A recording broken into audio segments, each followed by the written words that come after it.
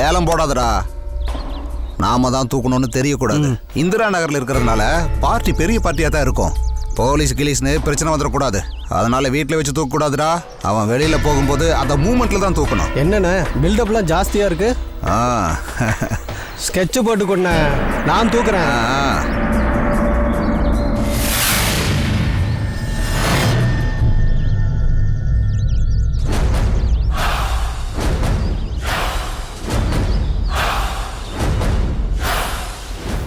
அண்ணா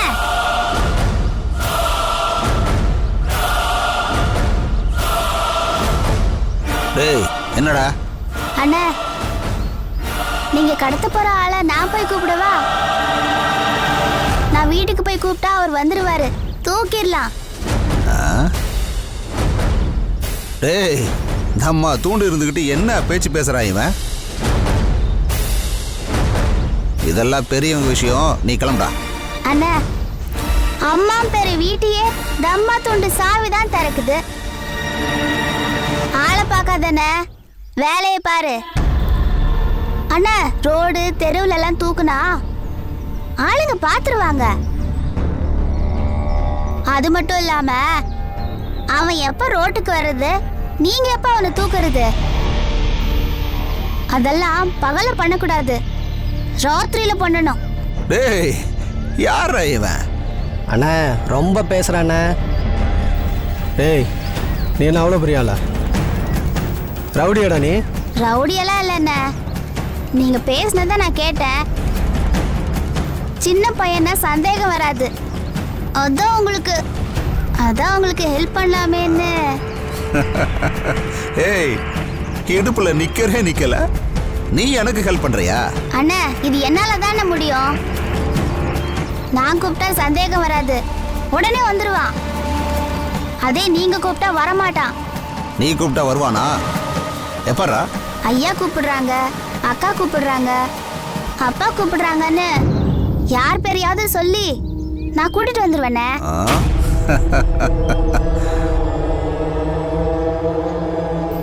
அண்ணா அவன் அட்ரஸ் கொடுங்க. சாயந்தரம் 7 மணிக்கு நான் அவன் வீட்டுக்கு போறேன். நீங்க அவன் வீட்டுல இருந்து ஒரு 200-300 அடி தள்ளி இருட்டுல காரோட நில்லுங்க. நான் அவனை வீட்டுல இருந்து கூட்டிட்டு வந்துடுறேன். இருட்டுல வச்சு ஆளை தூக்கிடுங்க. டேய் என்னடா இந்த வயசுல இப்படி ஸ்கெட்ச் போடுறான்? யாரா உன்னை அனுப்புனாங்க? நானா தானே வந்தேன். ஆனா பிளான் எல்லாம் பக்காவா இருக்கடா. எங்கடா கத்துக்கிட்ட? என் அப்பா ஒரு பிஸ்தானு. இந்த வேலை தான் பார்த்தாரு. அப்பப்ப ஜெயிலுக்கு போயிருவாரு. நான் அவரை பார்த்து தான் கத்துக்கிட்டேன். இது உன்னால முடியுமாடா? முடியும்ண்ணா, காசு தந்தா நான் என்ன வேணாலும் செய்வேன். அண்ணா இவன்லாம் செட் ஆக மாட்டானே. லுச்சா பையன், உச்சா போவே தெரியாது. இவனை நம்பி விடாதண்ணே. டேய் சுதாகர், இவன் உன்னை விட தெளிவா இருக்கான்டா. அதெல்லாம் செய்வான். உனக்கு எவ்வளோடா வேணும்? 100 ரூபா கொடுண்ணே, கச்சிதமா முடிச்சிடலாம். அவ்வளவுதானா? 100 ரூபா போதுமா? போதுண்ணே. சரி நீ வேலையை முடி, கூடவே போட்டு தரேன். அண்ணா இருட்டின பிறகு நீங்க கார் எடுத்துட்டு போய் அங்க நில்லுங்க. நான் உன்னை கூட்டிட்டு வரேன். அட்ரஸ் கொடுங்க. அண்ணா ஆள் ஒரு மார்க்கமா இருக்கான். எப்படியும் 7:30 கூட்டிடுவான். டேய் ஆளை பார்த்து எடை போடாத. பேச்ச கேட்டல, இவகிட்ட ஒரு ஃபயர் இருக்குடா. கரெக்டா பண்ணுவான் பாரு.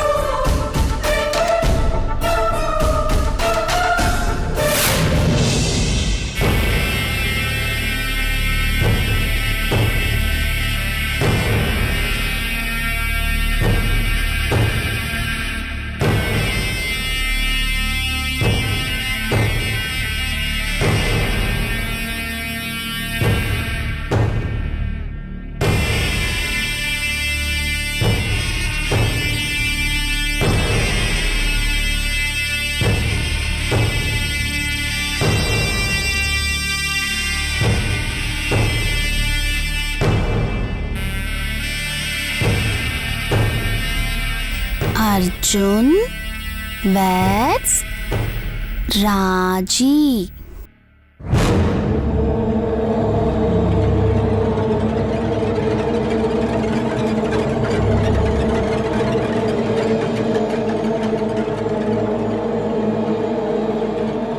ராஜி,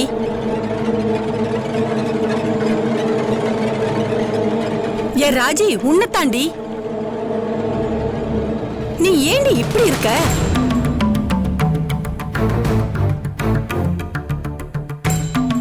எப்ப பாரு தனியா உட்கார்ந்து வெறிக்க வெறிக்க பாத்துக்கிட்டு இருந்தா நல்லாவா இருக்கும்?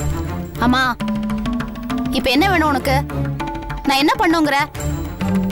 உன்னை பார்க்கவே கஷ்டமா இருக்குடி.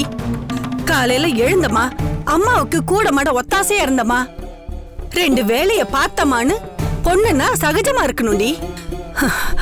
அதை விட்டுட்டு என்னடி இதெல்லாம்? ஆமா,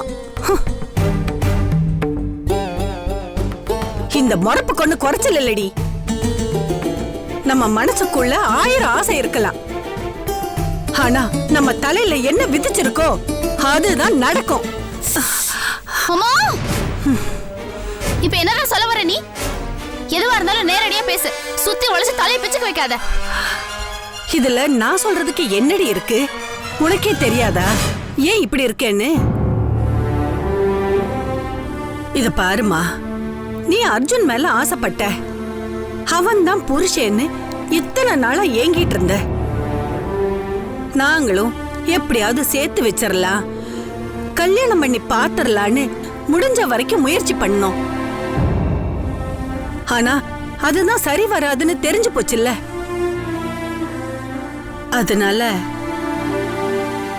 அதனால நம்ம தலையில யாருன்னு எழுதி இருக்கோ அவனை காலகாலத்துல கல்யாணம் பண்ணிக்கிட்டு குடும்பம் நடத்துறதுக்கான வழியை பாரு.